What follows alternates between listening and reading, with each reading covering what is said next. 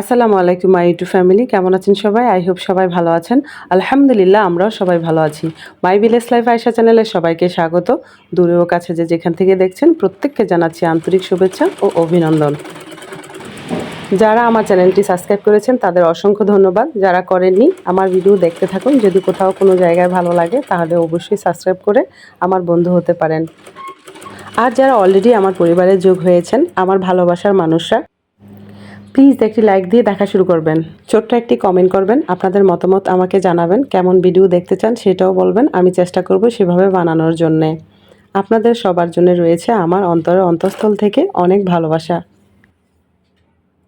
এই কাপড়ের পিসটা রয়ে গিয়েছে, দুটা জামা বানিয়েছিলাম আমার আর মাইশামণি সেখান থেকে। তো আজকে ভাবছি এই কাপড়টা দিয়ে ইজি চেয়ারের জন্য একটা পোশাক বানিয়ে ফেলবো।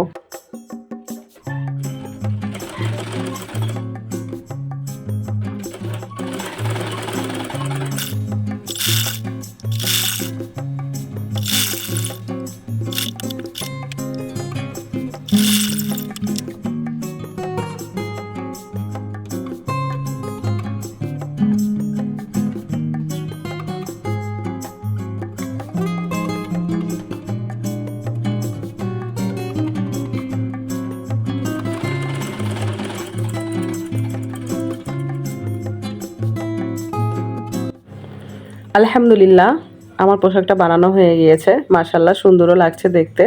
আপনারা প্লিজ জানাবেন কেমন হয়েছে। বরাবরের মতো ইজি চেয়ারটাকে আমি পোশাক পরিয়ে রাখি আমার ভালো লাগে, তাই আপনারা প্লিজ জানাবেন কেমন হয়েছে।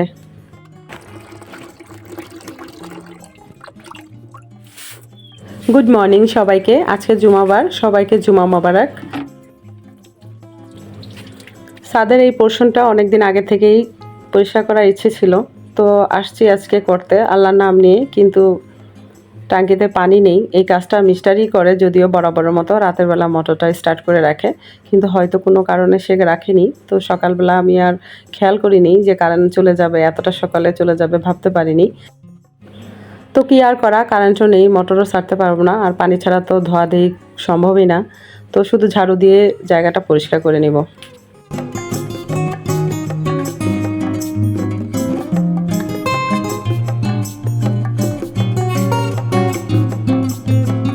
আজকে কাজের পরিমাণ অনেকটাই বেশি, হিউজ পরিমাণ কাজ পড়ে আছে। এর ওপর কাজের বুয়া ছুটি নিয়েছে শুক্রবার, আগে থেকেই বলে রেখেছে ও ডক্টর দেখাবে।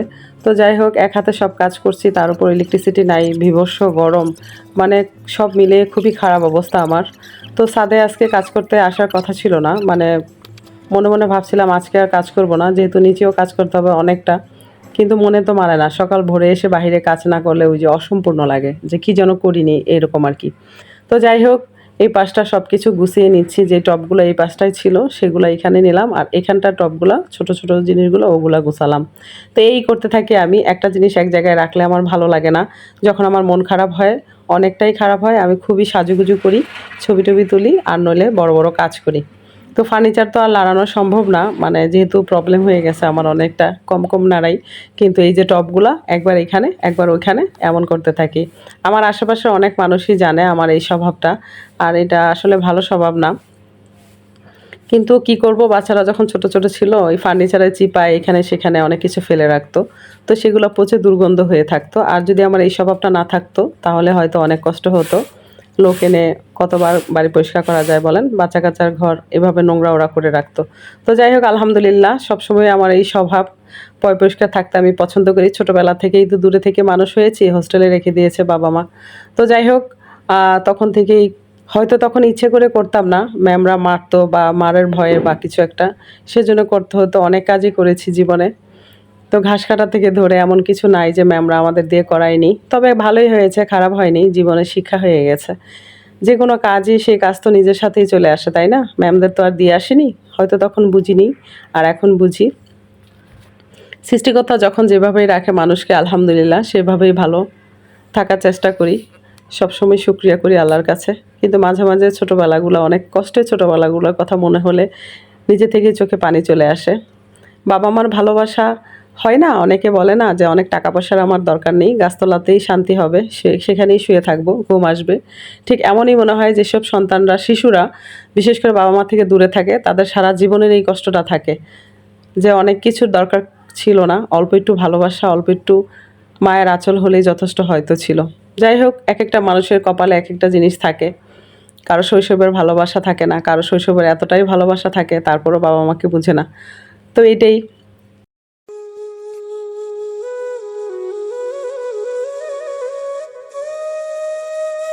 কেমন হয়েছে আমার ছাদটা অবশ্যই জানাবেন। আমার ছোট্ট মোট্ট একটা বাড়ি, ছোট্ট মোট্টভাবে আমি থাকি, অনেক সাধারণ জীবন লিড করি আমি। ভালো লাগলে জানাবেন, খারাপ লাগলেও জানাবেন, কিভাবে ভালো করে রাখলে আরও সুন্দর লাগবে সেটাও জানাবেন। জানালে আমি খুশি হই, আমার রাগের কিছু নাই। কেউ আমাকে সাজেশন দিলে আমি খুশিই হই, কারণ সবটা যে আমি জানবো এমন তো কোনো কথা নাই, তাই না? এক একটা মানুষকে আল্লাহ তাআলা এক একটা ভাবে সৃষ্টি করেছেন। তো এক একটা মানুষের এক একটা বুদ্ধি হয়, কিন্তু সবাই মিলে যে বুদ্ধিটা হয় সেটা বেস্ট হয় আমার মনে হয়। তো আমাকে সাজেশন করবেন কিভাবে করলে ভিডিও আরও বেটার হবে, আমার ভালো লাগবে। তা অবশ্যই আমার পাশে থাকবেন, সবসময় আশা করছি। এটা আমরা যেমন ঠান্ডা পানি খাই না গরমেতে, শরীর ঠান্ডা লাগে, ঠিক এটা সেম গাছের জন্য ঠান্ডা শরবত। একটা ডাটা চারা আছে, এটা বিচির জন্য রেখে দিয়েছি আর কি। আর দুর্ভা ঘাস একটা আছে, আর বাকিগুলো সব তুলে ফেলছি। ওই বাকি যে টবগুলো ছিল কোথাও নেই। আর এর কথা কি বলবো, মাশাল্লাহ মাশাল্লাহ, গোড়ায় গোড়ায় পেয়ারা ধরছে মাশাল্লাহ। যাই নিচে, অনেক ক্লান্ত লাগতেছে, বাপরে ঘেমে আমি একাকার হয়ে গেছি। বিভৎস গরম রে ভাই। ওই যে ওইখানে আমি রান্না করি ওই পাশে। তো বন্ধুরা কেমন হয়েছে বলবেন।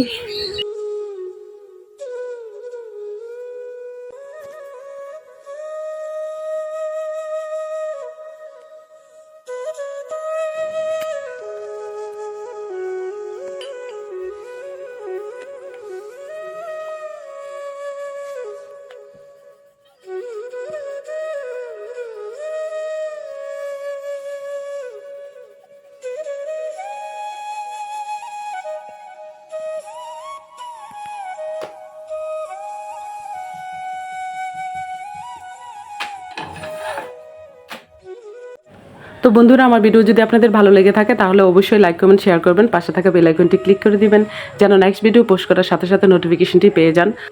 ভালো থাকবেন, সুস্থ থাকবেন, নিরাপদে থাকবেন, পরিবারকে সময় দিবেন, আর অবশ্যই পজিটিভ থাকবেন। আজকের মতো এখানেই রাখছি।